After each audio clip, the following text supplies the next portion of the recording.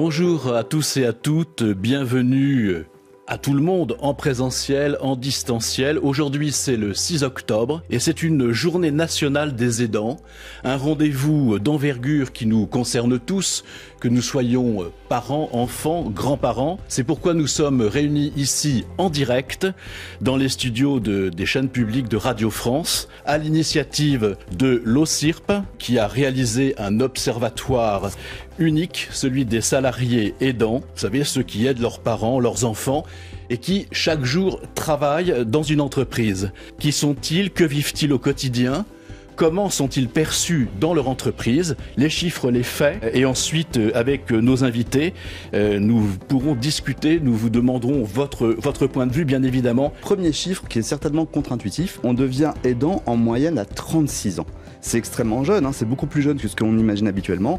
Combien de temps en moyenne consacre-t-on à être aidant? En moyenne, auprès de l'ensemble des aidants, on est à plus de 10 heures par semaine. C'est plus d'une journée de travail pour chacun d'entre nous. Alors, comment se sentent ensuite ces aidants? Plus d'un salarié aidant sur 3 se déclare aujourd'hui désemparé. 6 sur 10 estiment que leur situation d'aidant a un impact sur leur santé, sur leur morale.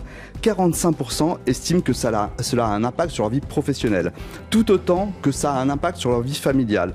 43% estiment que ça a un impact au niveau financier. Donc effectivement, sur tous les aspects de la vie, être aidant a un impact véritablement colossal. Pour moi, ce chiffre de 36 ans âge moyen est un chiffre qui est très très important. Longtemps, on a vu l'aidant comme une dame âgée s'occupant de son mari atteint de maladies neurodégénératives.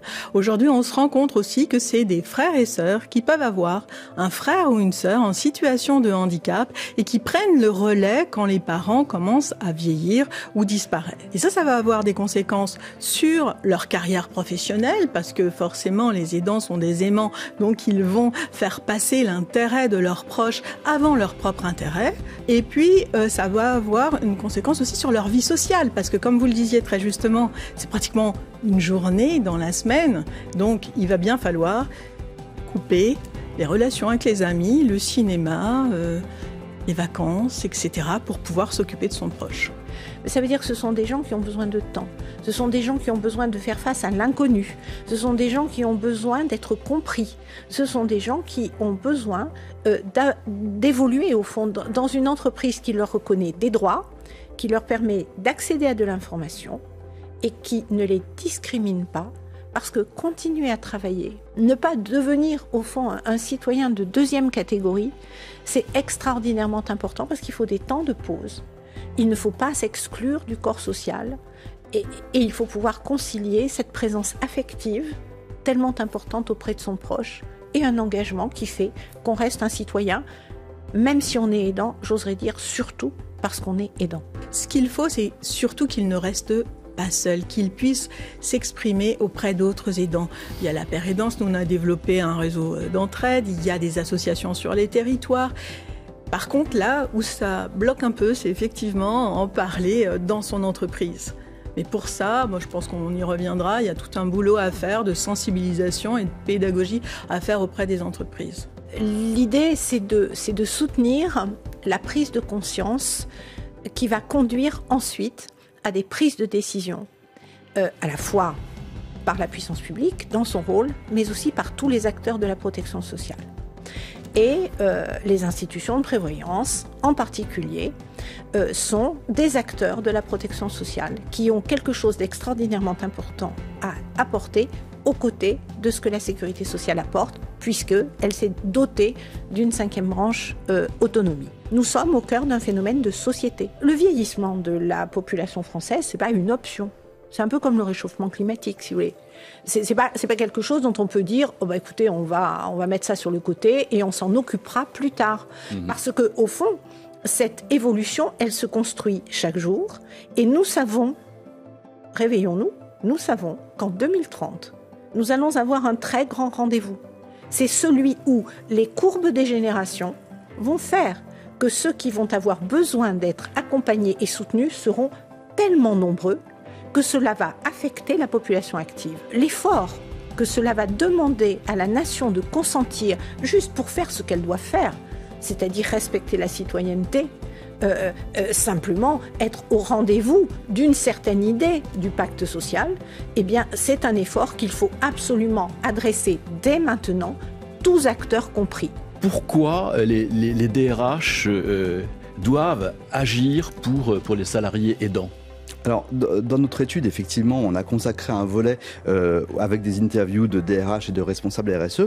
On leur a posé cette question et effectivement, 78% des DRH répondent qu'agir pour les salariés aidants est véritablement un levier de performance pour leur entreprise. 85% des DRH expliquent que c'est un sujet important ou prioritaire à l'avenir parce que ces situations vont se renforcer, comme vous le disiez, avec le vieillissement de la population. Alors, quel type d'aide pour les salariés aidants dans l'entreprise, que faire ? Que faire les DRH ? Alors que disent les DRH ? Pour 56% d'entre eux, ils sont favorables à un système d'aide dédié aux salariés proches aidants plutôt qu'à des solutions informelles au cas par cas. Et pour 74% des DRH, ils sont favorables à une mutualisation des coûts du soutien aux aidants dans un dispositif de prévoyance collective. Un levier de performance pour l'entreprise, c'est comme ça que les DRH et les employeurs voient la situation des aidants, ou c'est... j'allais dire, c'est un peu moins joli. Je ne sais pas, hein, je vous pose la question. C'est plutôt un facteur d'attractivité et de rétention des talents. Parce que c'est très facile d'embaucher des personnes jeunes, en bonne santé. La vie dans une entreprise, et puis on peut être amené à changer d'entreprise, ça peut être aussi la fidélité par rapport aux valeurs. On recherche beaucoup le sens aujourd'hui. Et c'est vrai que savoir si on est en difficulté un jour, si on a un handicap un jour, si on est aidant un jour, que l'on puisse être accompagné dans les moments difficiles de sa vie, pour moi c'est un élément de différenciation. Les entreprises sont en train de comprendre que c'est un vrai levier d'attractivité. On a de plus en plus de collaborateurs, de candidats qui sont très au fait de ce que font les entreprises, qui sont très attentives à leur politique de développement durable, d'environnement, mais aussi à leurs engagements sociaux. Et puis aussi, pour moi, un point important pour les aidants, c'est la lutte contre la désinsertion. Ça, c'est un vrai sujet. Seulement, ça demande qu'effectivement on soit au courant de la situation d'aidance, qu'elle ne soit pas cachée. 2, qu'on se retrouve avec des services, alors maintenant c'est services de prévention et de santé au travail, mais à condition qu'on ait l'accompagnement nécessaire. Nous, ce que l'on recommande aux entreprises, c'est d'avoir une approche qui soit en effet systémique. On n'est pas que sur l'idée de mettre des pansements au coup par coup. On est sur l'idée qu'il faille faire un diagnostic, déjà un état des lieux de tout ce qui existe dans l'entreprise, parce qu'il y a sans doute des solutions collectives qui peuvent être transposables aux aidants. Je prends souvent l'exemple des sujets d'égalité professionnelle, de conciliation vie privée, vie pro. Il y a une initiative du gouvernement qui veut ouvrir ce qu'on appelle la VAE, c'est-à-dire la validité des acquis et de l'expérience.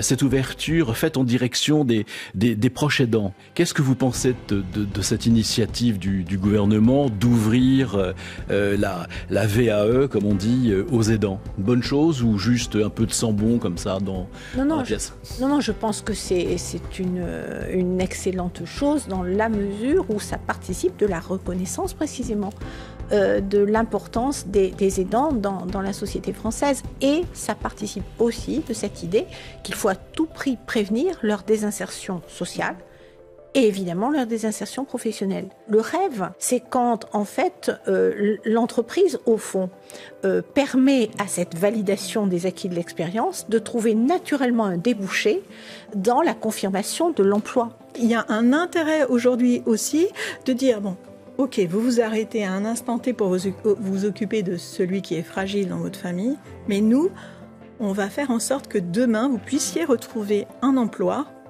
par cette validation de tous les acquis que vous aurez acquis durant ce temps difficile dans votre vie. Ça veut dire que tout le travail qu'on fait depuis des années commence à porter ses fruits sur la question des compétences auprès des aidants. Maintenant, effectivement, il faut que ça percole en entreprise. Je trouve que le sujet mérite largement parce qu'on est tous aidants un jour.